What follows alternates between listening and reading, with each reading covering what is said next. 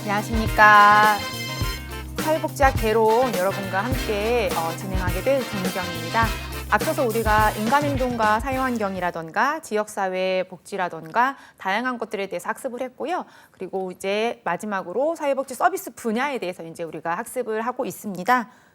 네, 7번째 우리가 이제 학교 사회복지에 대해서 이제 언급을 드릴 건데요. 학교에 있는 어떠한 문제들이 굉장히 다양한 것들이 많죠. 이제 또래 집단들끼리 이제 형성이 되면서 이제 성장해 나가면서 다양한 것들에 대한 문제가 이제 야기가 되고 있는 것들이 있기 때문에 우리가 1차 시에서도 학습했습니다만 사회복지사가 나갈 수 있는 분야 중에 학교 사회복지사가 있었죠. 그래서 학교 사회복지사다라는 거는 학교 내에 어떠한 인적 그리고 물적, 제도적 자원을 활용해서 학생들에게 어떠한 정상적인 기능을 할 수 있도록 하는 것들이 목표입니다.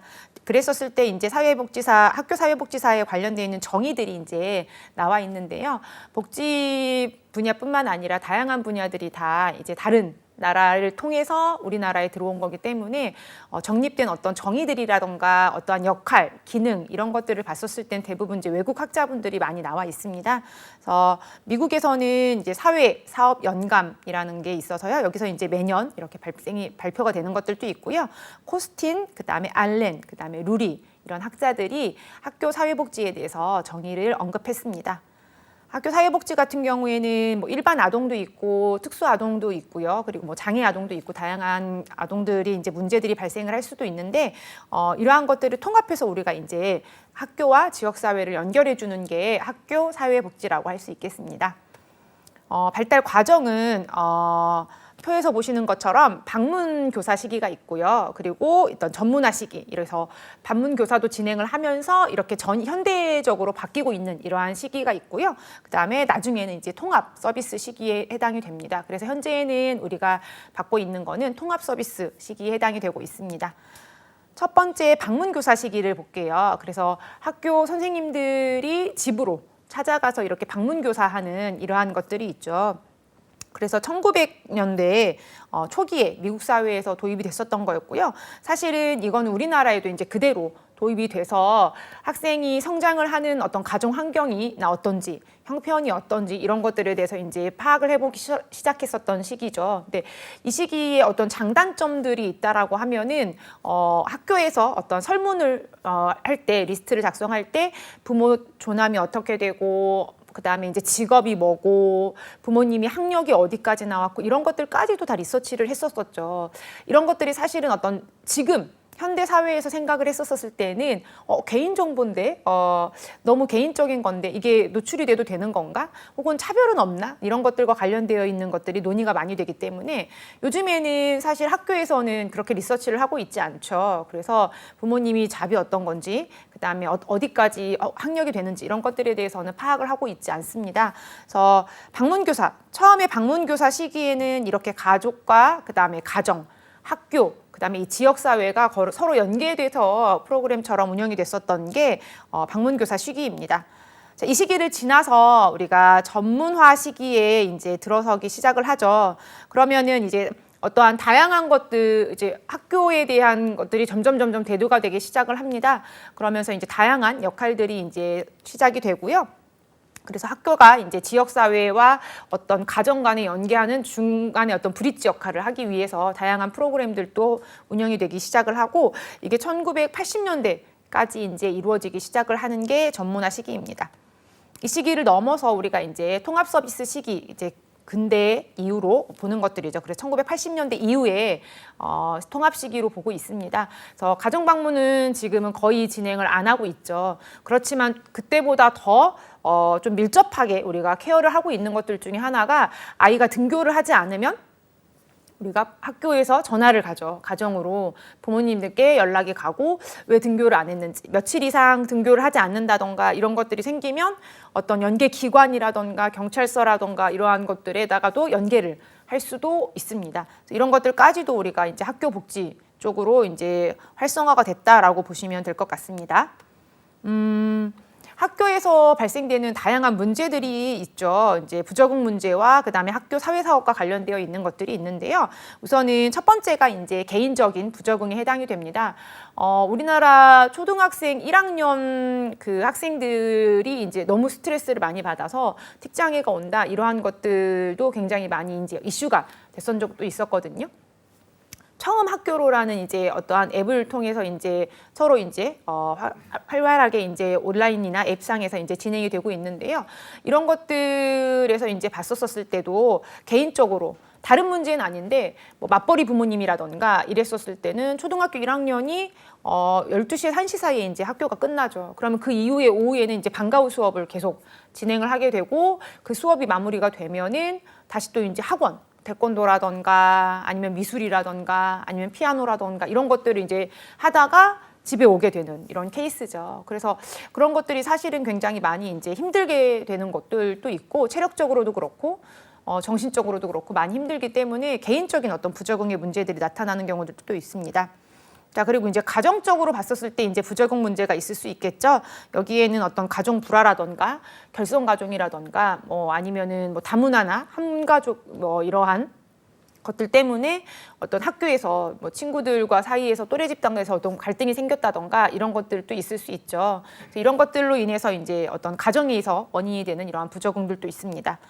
자, 그리고 이제 세 번째가 환경적 부적응에 이제 해당이 됩니다. 어떠한 교사와 학생 간의 이러한 어떤 관계에서 오는 문제들도 있을 수 있고요. 그 다음에 교육 과정 아니면 학교의 어떤 것과 학생과의 맞지 않는 것들 이런 것들도 있을 수 있고요. 그리고 굉장히 이제 조심해야 될 부분들 중에 하나가 뭐 선생님에 대해서 이제 폄하하거나 학교에 대해서 폄하하거나 이렇게 이제 가정 내에서도 진행을 하면 안 되고 전문가이신 선생님께 물어보자. 이렇게 어떤 문제에 대해서도 발생을 했다던가 아니면 어떤 수학 문제 하나를 푼다고 하더라도 산수 문제 하나를 푼다고 하더라도 부모님들과 같이 뭐 풀어보고 거기에 대해서 좀 더 궁금한 게 있다던가 자세하게 알아보고 싶다고 하면은 전문가이신 학교 가서 선생님께 또 한 번 또 확인해 보자 뭐 이렇게 해서 학교와 교사 사이에서도 우리가 부모와 자녀 사이에서도 이렇게 존중해주는 이런 문화들도 많이 필요하다라고 하던 거죠. 이런 것들 모든 이러한 개인, 가정, 환경 내에 이러한 것들이 또 조성이 돼야만 원활하게 우리가 학교에 적응할 수 있다라는 겁니다. 자, 네 번째로 나온 것 중에 하나가 이제 사회적 부적응에 이제 해당이 되는데요. 학교 사회복지에서 이제 부적응과 관련되어 있는 마지막 네 번째입니다. 다양한 것들이 이제 영향을 미치는 것들이 있는데 요즘에는 아무래도 유튜브나 이러한 초등학교 1학년만 되더라도 이제 휴대폰을 다 개인적으로 하나씩 이제 갖고 있기 때문에 이러한 인터넷상에서 오는 것들에 대한 문제들도 있겠죠. 그래서 저만 하더라도 제 딸 아이가 5살인데요. 태권도 학원을 다니고 나서부터는 또래 이제 뭐 형님 반도 있고 하니까 이렇게 유치부 반이 5, 6, 7세 같이 이렇게 태권도를 배우고 있거든요. 그러다 보니까 형님들 중에 이제 휴대폰을 빠르게 좀 갖고 있는 분들이 있다던가 이러면은 게임을 한다던가 아니면 어떠한 영상을 보여준다던가 이런 것들을 통해서 제가 노출하지 않았지만 알고 있는 것들이라던가 이런 것들도 이제 생기더라는 거죠. 이러한 부정적인 사회적으로 봤었을 때 어떤 풍자나 이런 것들, 어떤 현 상태나 이런 것들로 인해서 생기는 부작용들이 있습니다. 자, 그랬었을 때 우리가 학교에서 사회복지사로서 할 수 있는 역할이 무엇인가 고민을 한번 해보게 되겠죠. 네, 어떤 교사로서 접근을 할 수도 없는 상황이고요. 그리고 학교에 재직은 하고 있지만 엄연히 따지고 보면 사회복지사거든요. 그래서 학교의 어떤 문화라던가 어떤 그 안에 있는 갈등이라던가 구조적인 문제라던가 이런 것들까지도 이제 전반적으로 이제 확인을 해야 되는 것들이죠. 그래서 학교의 부적응 원인이 어떻게 되는지를 확인을 먼저 해보셔야 되고 대부분의 문제는 학교뿐만 아니라 뭐 가정 내에서라던가 아니면 뭐 장애인 관련된 거라던가 아동 관련된 거라던가 여러 사회복지 서비스 분야에서는요. 그 하나만의 원인은 주로 아니거든요. 그렇기 때문에 다양한 원인들이 어떤 건지를 확인을 해보 거기에 맞춰서 우리가 진행을 해야 된다라는 거죠. 많은 분들이 아직은 학교 사회복지에 관련해서는 조금 정확하게 파악하고 있지 않으신 분들도 많으신데요. 외국에서는 굉장히 많이 대두가 되고 있고 현실적으로도 다 적응이 되고 있는 상태이기 때문에 조금 더 많이 안정될 분야 중에 하나가 학교 사회복지입니다. 자, 그 다음에 이제 군 관련되어 있는 사회복지입니다. 가끔 이렇게 어떠한 뉴스나 이런 걸 통해서 군에서 어떤 문제로 인해서 힘들었던 거라던가 아니면 어떠한 사망 사건이라던가 사건들이 많이 이제 언급이 되는 경우들도 있을 거예요. 그래서 이제 군과 관련되어 있는 사회복지인데요. 교과서마다 조금씩 다르기는 합니다만 이제 군 사회복지는 요즘에는 많이 언급이 안 되고 있는 편이기는 합니다. 그렇지만 어떻게 보면은 개인 생활이 없는 환경에서 조금은 더 이런 복지나 이런 것들이 더 필요한 곳이 아닌가라는 생각이 들고요. 군사회복지의 목표는 우선은 개인적인 생활이 없는 곳에서의 어떤 집단 생활을 해야 되기 때문에 그리고 어떤 사월을 한다던가 이런 것들까지도 다 같이 진행을 해야 되고 내 개인 생활이 없죠. 내가 원하는 시간에 원하는 걸 할 수 있지가 않습니다. 그렇기 때문에 훨씬 더 많이 통제를 많이 받는 곳이기 때문에 다양한 문제가 생길 수가 있죠. 그런 것들을 어떤 그런 독특한 문제들을 해결할 수 있는 게 군 사회복지입니다. 자, 필요성은 아무래도 이제 어떤 군 사회복지는 그 어떤 용사님 요즘에 이제 용사님이라고 부르거든요. 장병이라고도 부르지 않습니다. 용사라고 부르는데 이 용사분들과 그리고 그 가족 그리고 군 안에서의 어떤 이런 문제들까지 다 같이 진행을 해야 되고 그게 결국에 나아가서 이제 국방력이라던가 이런 것까지 또 이제 좌우한다. 그다음에 무드까지도 그 부대나 중대나 소대 이런 것들의 무드까지도 좌우된다라고 이제 이야기하기 때문에 군 사회복지가 많이 필요하다라는 게 이제 가장 기본적인 내용입니다. 현대 사회에서의 군 사회복지에서는 이제 국방비의 문제들도 이제 있을 수 있죠. 어떠한 국방력의 가장 기본이 되는 게 어쨌든 인력인데 인력은 점점 이제 줄어들게 되어 있고 거기에 맞춰서 이제 진행을 해야 되는 것들이 이제 있죠. 그래서 초소가 점점 없어지고 이런 것들이 카메라로 다 대체해서 진행이 되는데 카메라가 원활하게 녹화가 안 된다던가 이러한 어떤 장비 장애라던가 이런 것들로 인해서 우발적인 문제들이 또 생기기도 하고 이런 것들이 군 현대의 어떤 문제들 중에 하나이기도 합니다. 이런 것들과 관련해서 국방비의 문제들도 있고요. 그 다음에 이제 특정 사병과 관련되어 있는 문제들이라던가 아니면 직업군인과 관련되어 있는 문제들도 여기에 있습니다. 군인을 직업으로 하고 계신 분들인 거죠. 이런 분들도 이제 어떤 전역이라는 걸 하고 나면은 사회에 적응을 해야 되는 이러한 시기들이 있다라는 거예요. 근데 그게 이제 50대 중후반. 그래서 이제 나오게 되면은 55세에서 60세 사이에 이렇게 이제 나오게 되면은 사실은 정말 사회에 대해서는 거의 잘 모르는 거죠. 일반 직장을 다녀본 적이 없기 때문에 혹은 아르바이트를 해본 적이 없기 때문에 그래서 이런 것들에 대해서도 굉장히 많이 좀 대두가 되고 있는 상황입니다.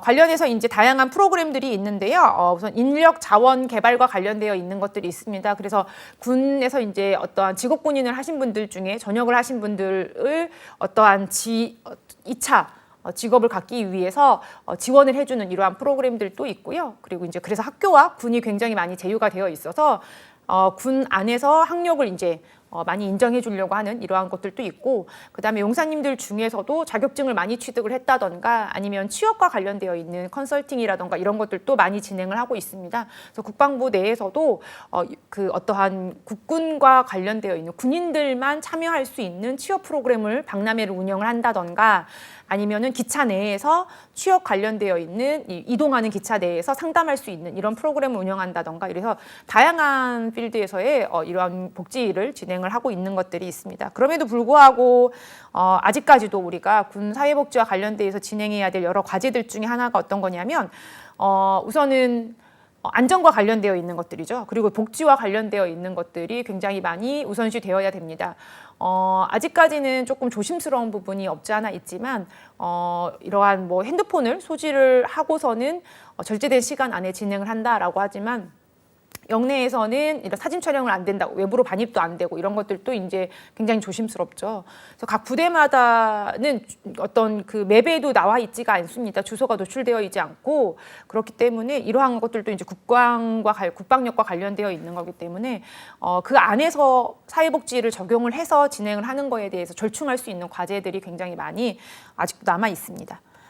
자, 그리고 이제 자원봉사와 관련되어 있는 것들이죠. 그래서 사회복지 서비스 분야 중에 자원봉사가 마지막 이제 서비스 분야에 해당이 됩니다.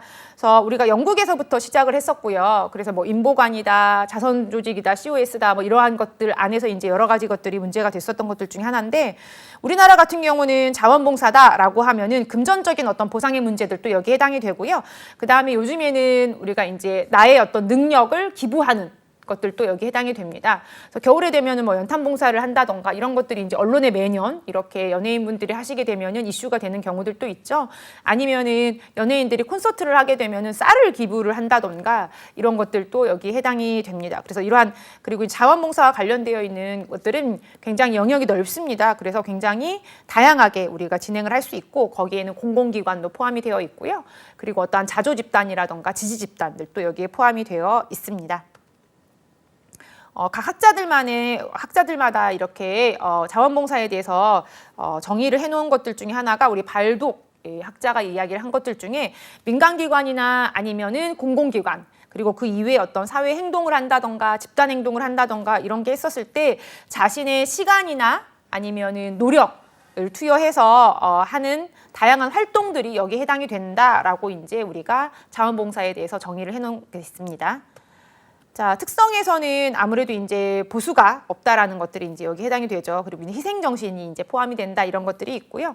그리고 사회복지와 관련되어 있어서 자원봉사와 관련되어 있는 기능들 중에 다양한 여러 가지 기능들이 있지만, 개인에 대한 어떤 개발, 내가 봉사를 했었을 때 돌아오는 그 어떠한 뿌듯함이라던가 이런 거는 사실은 하지 않은 분들은 느낄 수가 없는 것들이죠. 이런 것들도 여기 해당이 되고요. 다양한 사회복지와 관련되어 있는 서비스라던가 이런 것들도 여기 해당이 됩니다. 우리가 그 자원봉사를 할 때의 자세들이 있습니다. 학령기 때부터 우리가 사회봉사 활동 시간이라는 거를 충족을 해야만 됩니다. 그렇기 때문에 뭐 병원이라던가 아니면 지자체에 가서 이렇게 사회봉사 하겠다라고 이제 하고 학생들이 오는 경우들도 많이 있거든요. 어르신들을 막 도와드린다던가 이렇게 하는 경우들도 있는데, 그랬었을 때 자원봉사자분들이 가져야 되는 태도들이 있다라는 거죠. 첫 번째는 인간에 대한 기본적인 어떤 존엄성이라던가 사랑, 그리고 편견을 극복을 해야 된다라는 거죠. 그리고 여타 힘든 일이 좀 감당을 할 수 있어야 되고요. 그다음에 나눔에 대한 것들에서 굉장히 뿌듯함을 느낄 수 있는 것들도 인지할 수 있어야 되고, 거기에 맞춰서 이제 어떤 지식 개발이라는 거죠. 우리가 어떤 장애인 시설에 갔다던가 아니면 노인 시설에 갔다라던가 갔다 온 후일담에 대해서 이야기한다던가 그랬었을 때 난 좀 꺼려져라던가 어떠한 본인들만의 갖고 있는 개인적인 인식들이 있을 거예요. 냄새나라던가 이런 것들에 대해서 이야기하시는 분들 사실 아직도 있거든요. 근데 그런 거 말고도 갔다 왔는데 내가 땀 흘리면서 막 목욕 봉사를 했는데 도와줬는데 사실은 많은 걸 하지 않았음에도 불구하고, 와, 이거를 매일 이렇게 시행하시는 분들 대단하다, 경이롭다라는 것도 느낄 수 있으실 거고, 내가 뭔가 했다라는 거에 대한 뿌듯함도 있을 수 있다라는 거죠. 그리고 샤워시킬 때, 목욕시킬 때는 이렇게 해야 되는 거구나 라는 것도 우리가 학습을 할 수가 있기 때문에 지식도 굉장히 많이 함양이 된다라는 게 자원봉사자로서의 어떤 가져야 될 태도 중에 하나입니다. 그럼에도 불구하고 이제 자원봉사자가 가져야 될 어떤 다양한 과제들 중에 이제 여러 가지들이 있는데요. 내가 한 자원봉사가 굉장히 구체적으로 어떻게 이제 평가를 해야 될 것인지나 어떠한 다양한 활동을 할 수 있는지, 그래서 가고 싶은 곳과 거기에 어떠한 내가 지원한다고 해서 무조건 갈 수 있는 분야가 있는 건 아니거든요. 이러한 수요와 공급을 맞춰서 가야 된다라는 거, 이런 것들도 한번 확인해 보셔야 됩니다. 자, 우리가 이렇게 사회복지 그 개론을 굉장히 긴 시간 동안 학습을 했습니다. 모든 거의 교과목이 포함이 되어 있기 때문에 굉장히 길게 학습을 했죠. 자, 이제 우리가 남아있는 마지막 하나, 우리가 사회복지 법제론입니다. 여러분들이 수업을 들을 때마다 이제 교재를 들고서 이제 항상 이렇게 뭐 수업에 참여한다던가 학부 수업에 참여한다던가 이렇게 했었을 때 사회복지 전공하는 분들 교재 중에 제일 두꺼운 게 법제론이거든요. 그래서 사실, 그리고 법이라는 거는 막 몇 조 몇 항 막 이렇게 나와 있기 때문에 일상생활에서는 굉장히 사실 필요 없고 그리고 잘 알아야 된다라고 생각을 하지 않죠. 그렇지만 우리가 이제 자격 과정에 대해서 시험 응시를 할 때는 가장 기본적으로 이 법이 어느 필드 영역까지도 포함이 되고 있구나. 그리고 우리가 이런 것들은 이렇게 해야 되는 거구나. 그래서 이렇게 결론이 나는 거구나. 우리가 이 법 아래에 있는 영역을 사회복지 서비스로 진행을 하고 있구나. 이런 것들 정도는 우리가 알고 있으셔야 되겠죠. 그래서 사회복지 법제론 우리가 한번 수업 진행해 보도록 하겠습니다. 사회복지 법에 대한 발달 과정이라던가, 그 다음에 사회보장 기본법, 그 다음에 급여법, 그 다음에 사회복지 사업법, 그리고 세 번째로는 각각의 사회보험법과 공공구조, 그리고 사회복지 서비스법에 대해서 학습해 보도록 하겠습니다. 첫 번째는 이제 사회복지법의 어떤 발달 과정에 대해서 학습해 볼게요. 자, 우선 법이라는 거에 대해서 조금 알아보셔야 될 것 같은데요. 성문법이 있고 불문법이 있습니다. 성문법이라는 거는 헌법이라던가 아니면은 명령, 조례, 규칙 뭐 이런 것들이 여기에 이제 해당이 되죠.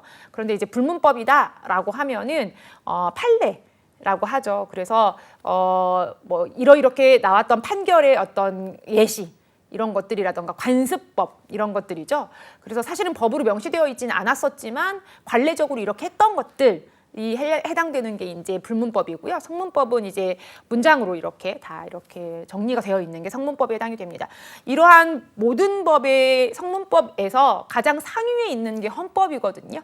이 헌법과 관련되어 있는 것들 중에 사회복지와 관련되어 있는 법에는 제31조에 나와 있는 교육을 받을 권리, 32조의 근로의 권리, 그리고 33조의 노동 3권, 그리고 34조에 보면 인간다운 생활을 할 수 있는 인간다운 생활권, 34조의 2항과 6항에 있는 사회보장 수급권, 그리고 35조의 환경권, 그리고 36조에 나와 있는 보건권이 있습니다.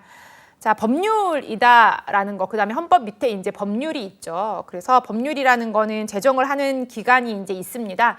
그래서 이제 국회에서 우리가 제정이 이루어지죠. 국회에서 이제 법이 만들어져서 대통령께 전달이 됩니다. 대통령께 전달이 되면 대통령은 15일 안에 이거를 발표를 하셔야 돼요. 그래서 발표를 해야 되는데 이 법이 조금 제정된 법이 나한테는 조금 별로, 내가 생각했을 땐 별로 아닌 것 같다라고 하고 이제 이러면은 다시 이의를 제기할 수가 있어요. 국회에 다시 백해서 보낼 수가 있어요. 이랬었을 때는 이제 만들어진 그 국회에서 올린 법을 고칠 수는 없습니다. 절대 고칠 수는 없고 그냥 다시 백만 할 수 있어요.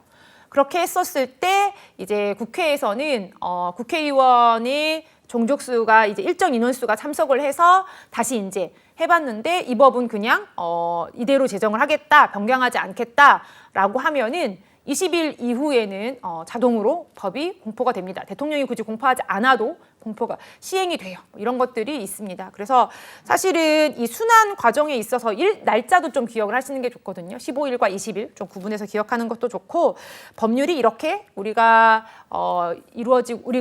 우리한테 적용되고 있는 모든 법이 이런 프로세서로 진행되고 있다는 것도 좀 아시면 좋을 것 같습니다.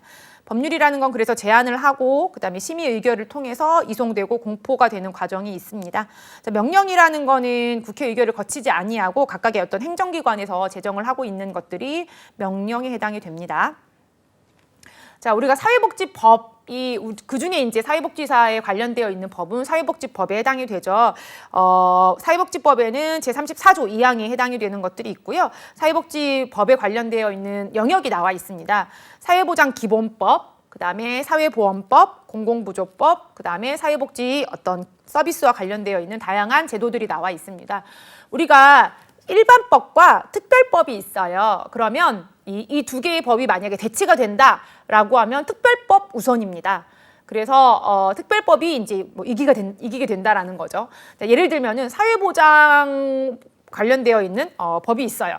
사회보장 기본법이 있어요. 그러면은 사회보장 기본법 사회복지법과 사회보장 기본법이 있다라고 하면은 사회보장 기본법이 우선이 됩니다. 사회보장 관련되어 있는 그리고 사회복지 서비스와 관련되어 있는 사회복지 서비스법, 그리고 아동복지법이 있다. 그러면 아동복지법이 우선이 되는 거예요. 이런 것들에 대한 또 순서도 있습니다. 그래서 이 사회복지법의 체계에 대해서 봤었을 때 인간다운 권리를 할 것이 있다라는 거죠. 그건 이제 헌법에도 명시가 되어 있습니다. 그래서 헌법 10조에 보면 모든 국민은 인간으로서의 어떤 존엄과 가치를 가지고 행복을 추구할 권리를 가진다라고 하는 거죠. 자, 조례와 이제 규칙이 있습니다. 여기는 어떤 국가에서나 지방자치단체에서 그리고 지방자치장이나 아니면 의회나 이런 곳에서 진행이 되는 것들이 여기에 해당이 되는데요. 공법과 사법이 이제 있는데요. 공법이라는 거는 국가가 모든 어떤 서비스에 대해서 국가가 통제하는 것들이 여기에 해당이 되고, 사법이라는 거는 국가 안에서 국민들이 이렇게 진행이 되는 것들인데, 사회법은 공법과 어떠한 그 사법의 중간에 있습니다. 사회법 안에 사회복지 서비스 법이 여기에 이제 해당이 되고요. 그래서 사회복지법은 사회법에 해당이 된다라는 거 기억을 하시면 될 것 같습니다. 사회복지법에 관련되어 있는 성문법의 체계는 앞서서 얘기했던 것처럼 헌법, 법률, 명령, 그다음에 시행규칙, 그다음에 조례 관련되어 있는 것들, 그다음에 규칙과 관련되어 있는 것들이 여기에 해당이 됩니다. 조례와 규칙 같은 경우에는 지방자치단체에서 이제 진행이 되는 건데요. 규칙은 이제 장이 정하는 거고요. 조례는 이제 의회에서 정하는 걸로 이렇게 구분을 하고 있습니다. 법률 간에 이제 다양한 것들이 이제 효력을 발휘하는 것들 중에 원칙들이 있습니다. 그래서 일사부재리의 원칙이라는 거는 이 회기 기간 안에 한 번 이렇게 뭐 판결 났던 이런 결정이 났던 그러한 법이 있다라고 하면은 어떤 법을 제정하려고 했던 것들이 있다라고 하면은 그거는 이거는 이번에는 논의하지 않겠습니다라고 백을 했다. 그러면은 다음 회기로 넘어가게 되는 거죠. 이런 것들도 이제 여기에 해당이 되고요. 상위법 우선이라는 거는 법률과 헌법이 있다라고 하면 헌법이 우선이 되고, 그다음에 일반법과 특별법이 있으면 특별법이 우선이 되고, 이런 것들이 여기에 해당이 됩니다. 사회복지와 관련되어 있어서 우리 발달 과정들을 볼 건데요. 사회보험에 관련되어 있는 첫 번째가 이제 사회산업재해 보상보험입니다. 그래서 63년도에 제정을 하고 64년도부터 우리가 시행을 하기 시작을 했습니다. 건강보험과 관련돼서는 우리가 전 국민이 시행을 하고 있다. 그래서 무덤에서 요람에서 무덤까지 이러한 이야기들도 우리가 했었죠. 다양한 것들이 이제 재정이 조금씩 차이가 있기는 하지만 몇 명씩 수용을 하고 몇 명씩 수용을 하고 몇 명씩 수용해서 현재는 거의 모든 분들이 다 혜택을 받고 있죠. 건강보험과 사회보험과 공공부조의 혜택을 둘 다 받고 있습니다. 모두. 자, 국민연금은 73년도에 제정이 됐고요. 그다음에 고용보험은 우리가 95년도에 시행이 되기 시작을 했습니다. 노인장기 요양보험 같은 경우에는 제일 마지막에 시행이 됐죠. 그래서 2008년도에 시행이 됐습니다. 그래서 여러분들 그 법제론과 관련되어 있는 문제 중에 제가 제일 싫어하거나 아니면은 좀 어려운 그 문제들 중에 하나가 뭐냐면 연도 나열하는 거. 이거는 뭐 사회복지학 개론이라든가 이런 데서도 마찬가지지만 한국 사회복지의 어떤 발달 과정을 가장 뭐 순서대로 나열한 걸 고르시오. 이런 것들이 나오고요. 그다음에 순서대로 나열한 그 연도 순으로 가장 나열한 것 중에 우선순위한 거는 어떤 겁니까? 이런 것들로 문제가 나오는 것들이 있습니다. 그래서 꼭 재정 연도나 시행 연도는 기억을 해두시면 좋습니다. 2010년 이후에 제정된 법 중에는 이제 2010년에 장애인 연금법, 11년에는 사회서비스와 관련되어 있는 법률이 있고요. 14년에는 기초연금법, 그래서 진행이 되고 있죠. 16년에는 정신건강증진과 관련되어 있는 거, 18년에는 우리가 아동수당과 관련되어 있는 것들, 20년에는 청년기본법과 관련되어 있는 것들이 제정이 됐습니다. 여러분들 그 사회복지 법제론을 공부할 때는 늘 항상 조심해야 될 부분이 어떤 게 있냐면 매년 조금씩 수정되거나 제정이 되거나 이러는 경우들이 있거든요. 그렇기 때문에 가장 최근에 있는 내용을 공부를 하셔야 됩니다. 그리고 기출문제도 가장 최근 걸 푸셔야 돼요. 막 5년 전 거, 10년 전 거 난 받았으니까 이걸 풀겠다라고 하시면 사실은 지금은 이제 그 문제가 안 나올 수도 있고요. 혹은 변경이 됐을 수도 있기 때문에 내용이 변경됐을 수도 있기 때문에 꼭 가장 최근 어떠한 것들로 확인을 하시는 게 좋습니다. 두 번째는 사회보장 어떤 기본법이라던가 급여법, 그다음에 사회복지 사업법과 관련돼서 확인을 해보겠습니다. 사회보장 기본법이라는 거 안에는 어떤 것들이 이제 사회보장 기본법 안에 포함되어 있는 영역이냐면요. 사회보장. 여기 안에는 출산과 양육과 그다음에 실업, 그다음에 노령, 장애, 질병, 그다음에 빈곤, 나아가서는 사망까지. 그래서 우리가 장제비까지도 우리가 지원을 해드리고 있습니다. 실제로 사회 서비스 중에. 그다음에 그리고 여기에는 이제 사회보험, 그리고 공공부조, 그리고 사회 서비스 이런 것들이 여기 이제 구분이 돼서 사회보장에 이제 확인이 포함이 되어 있고요. 그다음에 여기 안에 이제 평생 사회 안전망이라고 해서 어떤 맞춤형 사회보장 제도를 진행을 하는 것들도 여기 해당이 됩니다. 사회보장을 받기 위해서는 수급자가 돼야 되겠죠. 그래서 수급권자, 수급자 뭐 이렇게 이야기를 하는데요. 우리가 이런 대상이 되기 위해서는 모든 법마다 조금씩 차이가 있습니다만 사회보장 수급권의 어떤 보호, 제한, 그다음에 포기 할 수 있는 여러 가지 이제 조건들이 있습니다. 우선은 다른 사람한테 이 어떠한 내 권리를 양도하거나 뭐 이렇게 진행을 할 수가 없죠. 국가에서 지정한 거기 때문에 본인이 자유의사로 이렇게 진행을 할 수가 없습니다. 운영을 할 때에는 보편성과 형평성 그리고 어떠한 효율성과 전문성을 갖춰서 우리가 진행을 해야 됩니다. 비용 부담 관련돼서는 사회보험이라는 거는 건강보험이라던가 산업재해 이런 것들이 해당이 되죠. 그렇기 때문에 회사와 그다음에 본인이 반반씩 자부담하는 경우들이 거의 많습니다. 그리고 공공부조 같은 경우에는 내가 혜택을 본다라고 하면 전액 국가에서 지원이 되고 있죠. 이런 것들이 또 차이가 있습니다. 관련해서 급여를 관리할 때 어떻게 하면 사각지대를 조금 더 많이 발굴할 거냐라고 해서요. 그래서 우리가 대부분 국가나 이런 것들 또 공공기관에서 운영을 하는 것보다 지역의 지자체 조금 더 세분화돼서 지자체 안에 읍면동에 어선 복지 관련되어 있는 사회복지 전담 공무원 그분들한테로 점점 세분화돼서 우리가 가고 있거든요. 그래서 그분들이 거주지에 있는 열악한 환경에 노출되어 있는 분들을 조금 더 빨리 찾을 수가 있다라는 거죠. 그래서 사회보장기본법에는 사각지대 발굴이 있는 것들, 그다음에 부정수급과 관련되어 있는 것들도 굉장히 많죠. 자, 관련해 있어서 이제 사회보장위원회 분들이 있습니다. 이분들이 이제 어떤 기본 계획이라던가 통계라던가 전달 체계가 어떻게 원활하게 진행되고 있는지, 현물급여나 현금급여나 이러한 서비스 전달 체계는 어떻게 해야 되는지 이런 것들과 관련되어 있어서 많이 이제 심의 조정하는 것들이 해당이 됩니다. 저희가 굉장히 많이 논의됐던 것 중에 하나가 뭐냐면 저출산과 관련되어 있어서 고민을 많이 했던 적이 있었거든요. 이 문제를 어떻게 해결할까? 어떠한 제도나 정책이 나와도 저출산은 극복되지 않을 것 같다라는 게 대부분의 많은 분들의 이제 논의였었어요, 그때가. 그랬었는데 한 분이 그런 의견을 내더라고요. 법이라는 사회복지 정책이 왜 중요하냐라고 하면은 어쨌든 제도화해야만 그거를 시행할 수 있고 자금이나 운영이 될 수 있기 때문에 그래서 정책이 굉장히 많이 중요하다라고 이제 말씀을 하시면서 했던 것 중에 하나가 뭐냐면 저출산을 극복할 수 있는 방법은 딱 하나라는 거예요. 모든 걸 국가에서 진행을 해주면 된다라는 거죠. 어떻게? 돈을 줘서가 아니라 서비스로 진행을 하라는 거예요. 사회보장 서비스로. 예를 들면은 임산부가 됐다라고 하면은 요즘에는 이제 카드가 나온다라는 거죠. 그래서 거기 안에서 일정 금액이 이제 포인트로 지급이 돼서 의료기관이라던가 아니면은 뭐 한의원이라던가 이런 데 가서 한약을 사 먹는다던가 아니면은 어떤 병원 갈 때마다 검진을 받을 때 비용이 차감이 된다라는 거예요. 이렇게 진행을 하지 말고 임산부로 진행이 된다. 그래서 국민건강보험공단이라던가 이런 곳에 등록이 되면 관련되어 있는 산부인과 진료는 다 뭐 프리로 진행을 해주고 출산을 해서 우리가 이 어떤 조리원에 간다라고 하면 조리원 비용을 지원을 해주고 그렇게 하고 나서 아이가 어린이집 유치원에 간다라고 하면 비용 다 지급을 해준다라는 거죠. 이런 것들을 각 기관에서 이렇게 비용으로 지급을 해주는 게 아니라 서비스로 진행을 하는 거예요. 아이가 맞벌이 부부면은 돌봄 공백이 생긴다라는 거죠. 6시에 퇴근하고 집에 가면 7시, 8시가 될 건데 그 시간 안에는 돌봄 서비스를 진행해 줄 수 있는 돌봄 교사분들을 나라에서 관리를 하는 거예요. 그래서 각 필요한 곳마다 운영을 하는 거죠.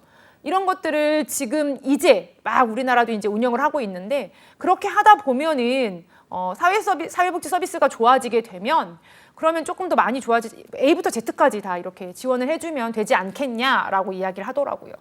그렇다라고 하면은 출산율이 좀 나아지겠다. 근데 그거는 현실적으로 너무 어려운 얘기다. 어떤 재정부터 시작을 해서 그리고 법부터 관련돼서 많은 것들이 어렵다라고 해서 이야기했던 적이 있었거든요.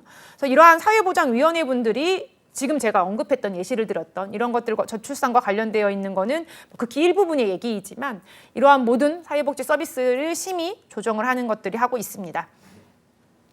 사회보장급여법 이제 우리가 중에 이제 나오는 게 이제 용어 정의죠.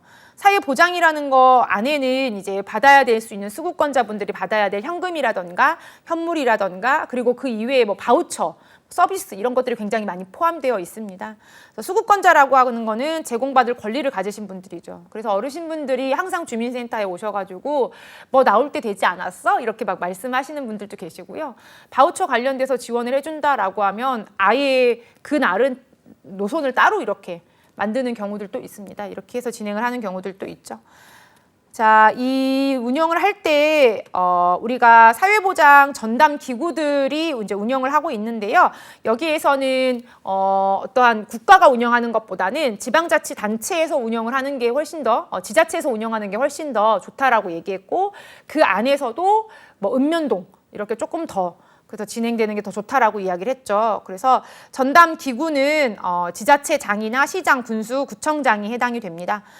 관련돼 있어서 통합 사례를 운영한다라고 하는 거는 사각지대를 어떠한 없앨 수 있는 방법 중에 하나고, 그리고 중북수급이라고 하죠. 우리가 이것도 받고 저것도 받고 이러한 것들을 이제 없애기 위해서 통합적으로 관리를 하는 거예요.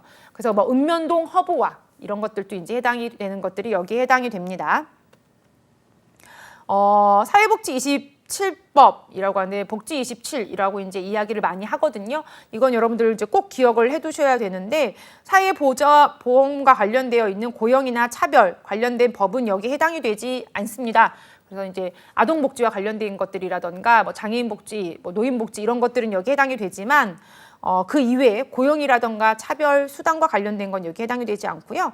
청소년 복지 지원법은 포함이 되어 있지만 청소년 기본법이라던가 청소년과 관련되어 있는 어떠한 활동 증진이라던가 이런 것들은 여기에 또 포함되어 있지 않습니다.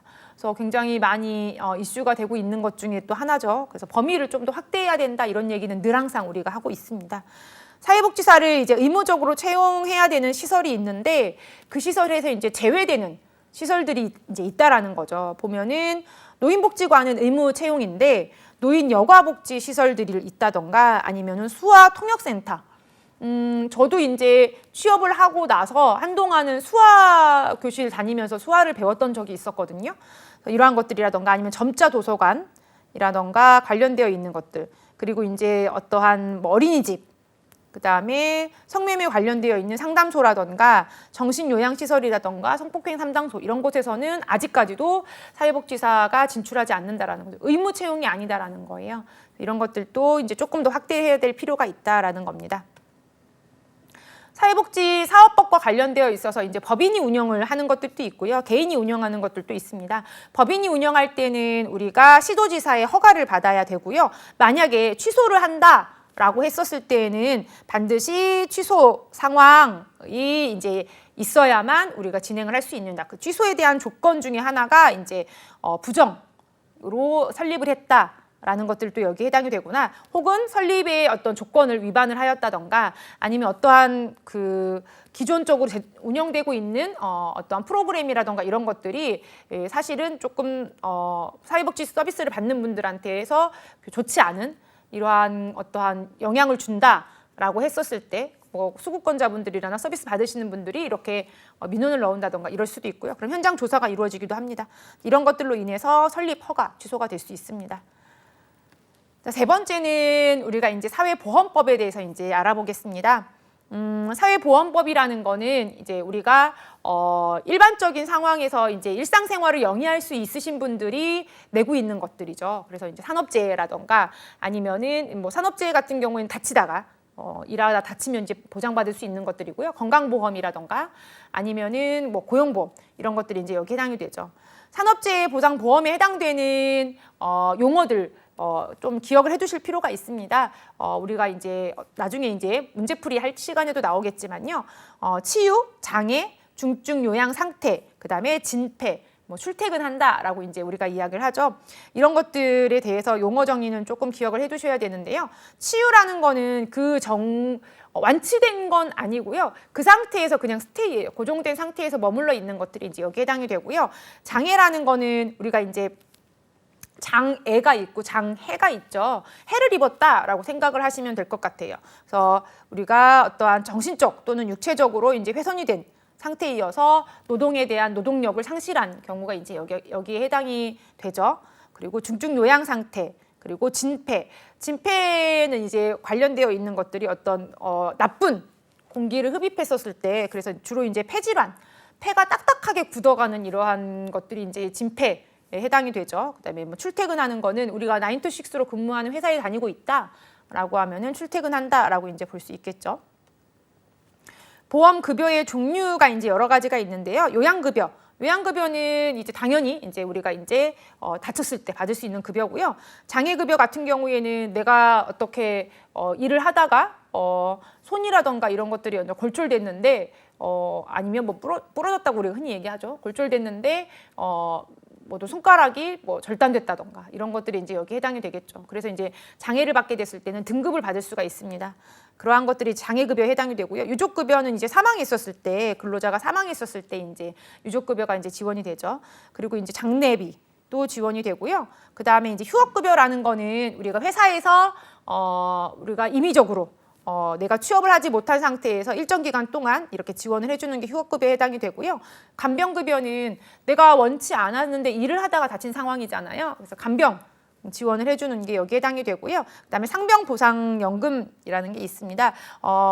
우리가 그 상병에 따라서 이렇게 등급별로 지원해주는 게 여기 해당이 되고요. 그다음에 다시 재활할 수 있도록 우리가 진행을 해주는 게 직업재활급여에 해당이 됩니다. 그래서 다양한 프로그램들을 운영을 할 수가 있고요. 요즘에는 이제 의무적으로 이렇게 사회 장애인 고용이라든가 이런 것들이 굉장히 많이 보편화되어 있고, 그다음에 어떤 그 공무원 채용을 할 때에도 일정 부분은 전담해서 채용을 할 수 있기 때문에 뭐 산업재해로 인해서 어떤 문제가 발생했다고 하더라도 극복을 하시고 다음을 도전하시는 분들도 굉장히 많이 있습니다. 국민연금법 관련해서는 이제 용어 정리가 있는데요.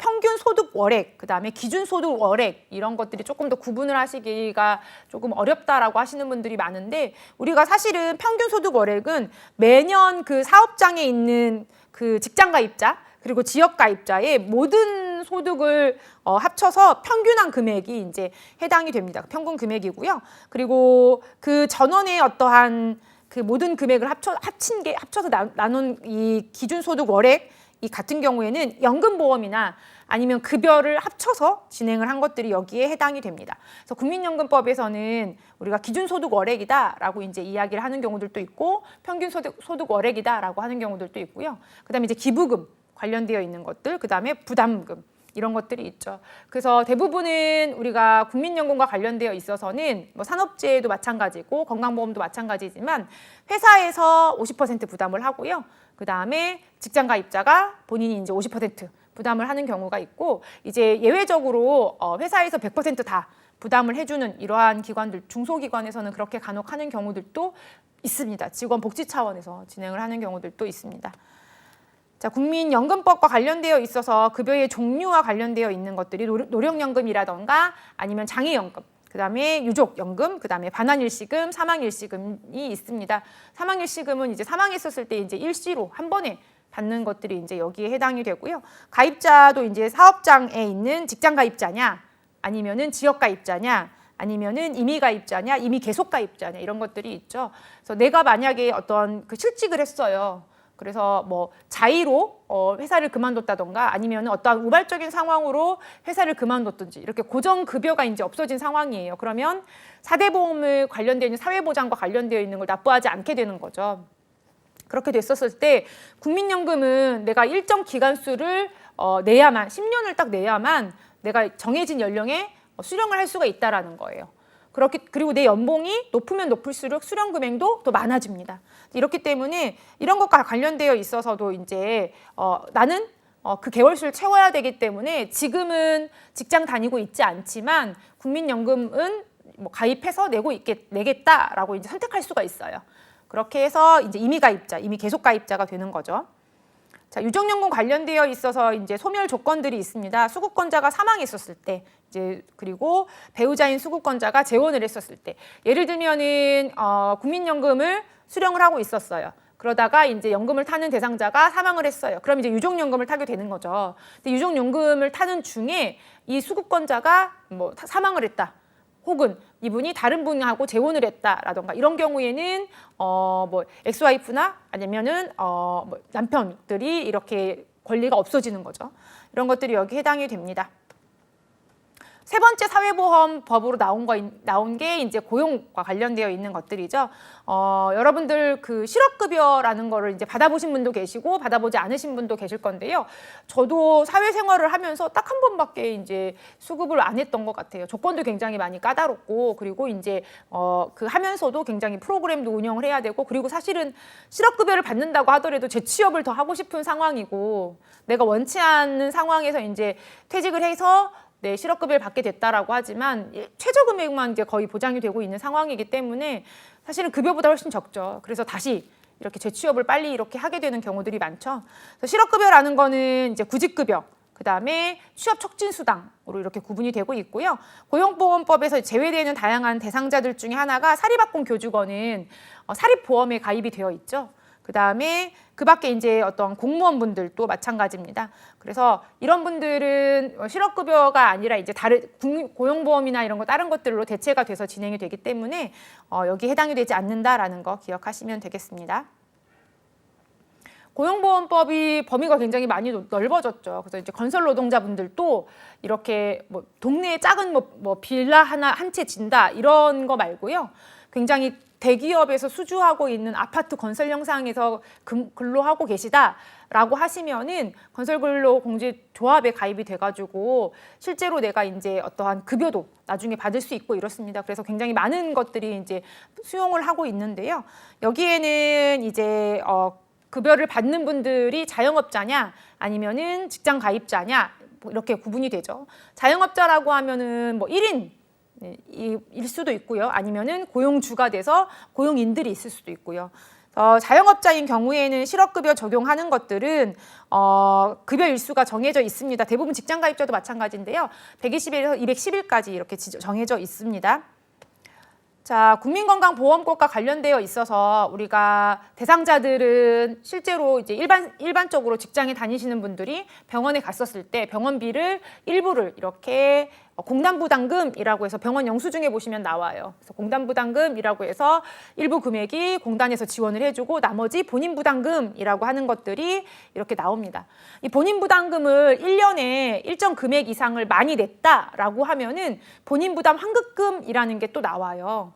그래서 내가 작년에 건강보험 혜택을 받아서 병원을 다녔었는데 그게 조금 더 많아서 내 본인 부담금이 내 어떤 연금이나 이런 거 연봉이랑 확인해 봤었을 때 좀 많이 냈다 의료비가 그러면 일정 금액을 또 환불을 해주십니다. 어르신들 같은 경우에는 막 몇십만 원 이렇게 환불 받으시는 분들도 계시거든요. 저는 간혹 연락 오면은 뭐 몇천 원 뭐 이렇게 받는 경우들도 있는데. 이런 것들이 이제 국민건강보험법에 해당이 되는 것들이죠. 자격을 취득하는 시기다라고 하면은 사실은 우리가 구분할 수가 없는 게 요람에서 무덤까지라고 얘기했죠. 태어남과 동시에 부모의 건강보험을 이제 적용이 돼서 혜택을 받기 시작을 합니다. 그렇기 때문에 취득 시기는 이제 태어나서부터라고 보시면 될 것 같아요. 상실 시기를 본다라고 하면 사망이 있었을 때, 그 다음에 우리나라 국적을 잃었었을 때. 그리고 의료급여, 그러니까 사회보장이 아니라 공공부조와 관련되어 있는 서비스를 받게 됐을 때, 수급권자가 됐었을 때에 건강보험의 자격이 상실을 하게 됩니다. 피부양자라고 하면 예전에는 부모님 이외에도 형제 자매들도 많이 올리고 그랬었는데요. 요즘에는 좀 제한 조건이 많아졌습니다. 그래서 저 같은 경우에도 신랑이랑 저랑 각각 직장 가입자인데 제가 직장을 그만둬서 신랑의 어떠한 건강보험으로 피부양자로 올라가고 싶어도 급여 소득이 이렇게 뭐 회사에서 나왔던 급여 소득 이외에 다른 이러한 소득들이 있다, 기타 소득이나 이런 것들이 있다라고 하는 게 그게 500만 원 이상이 넘는다, 연간 500만 원 이상이 넘는다라고 하면은 피부양자로 올라갈 수가 없어요. 그럼 다달이 또 나만 따로 직장가입자처럼 다달이 월급을 그 건강보험을 내야 된다라는 거죠. 우리가 실업 상태여도 건강보험은 계속 피부양자가 되지 않은 이상은 계속 지급을 하셔야만 국민건강병원에 가셨을 때 혜택을 받으실 수가 있습니다. 그래서 피부양자 같은 경우에는 여러 재산이나 어떤 소득에 대한 기준으로 따라서 본다라는 거죠. 제외 대상이 되는 게 고용기간이 1개월 미만인 일용직의 근로자들이라던가 아니면은 어떤 병역에 따라서 현역병이라던가 이런 분들이죠. 과거에는 군인들은 건강보험 혜택이 안 됐었는데요. 요즘에는 다 건강보험 혜택이 되고 있습니다. 그래서 진행이 대부분은 이제 보통은 건강보험 혜택이 되지만 군병원에 많이 가죠. 근데 과거하고 다르게 요즘엔 일반 병원에 가셔서 건강보험 혜택을 받으셔도 진행이 됩니다. 군병원에 가면 무료인데요. 건강보험 혜택 받으시고 그냥 일반 병원에서 치료받고 관련되어 있는 MRI 같은 거 이제 전달 드리고 진단 받으시고 이렇게 처리하는 경우들도 있습니다. 노인장기요양보험과 관련되어서는 우리가 재가급여나 시설급여, 그다음에 특별현금급여로 구분이 되고 있는데요. 재가급여 같은 경우에는 시설에 가지 않으시는 분들에 이제 해당이 되죠. 여기에는 이제 방문 목욕 서비스를 진행을 하는 경우들도 있고요. 그다음에 단기보호, 혼자 지내기는 좀 어렵다라던가 아니면은 이렇게 그래서 기간이 정해져 있는 기간 안에 짧게 우리가 보호를 해주는 경우가 단기보호에 해당이 됩니다. 시설 같은 경우에는 입소해서 우리가 진행을 하죠. 그래서 시설급여에 해당이 되고요. 본인 부담금이 20%, 100만 원이 나오면 20만 원 본인 부담을 해야 되는 게 이제 시설급여에 해당이 됩니다. 특별 현금급여 같은 경우에는 이제 요양 관련되어 있는 특별 요양비라던가 가족 요양비가 여기에 해당이 됩니다. 네, 우리가 이렇게 그 법제론 안에 있는 다양한 사회복지와 관련되어 있는 서비스 법들을 배웠습니다. 사회보장법 관련된 것들, 그 다음에 급여, 그리고 다양한 사회보험법까지 우리가 학습을 했습니다.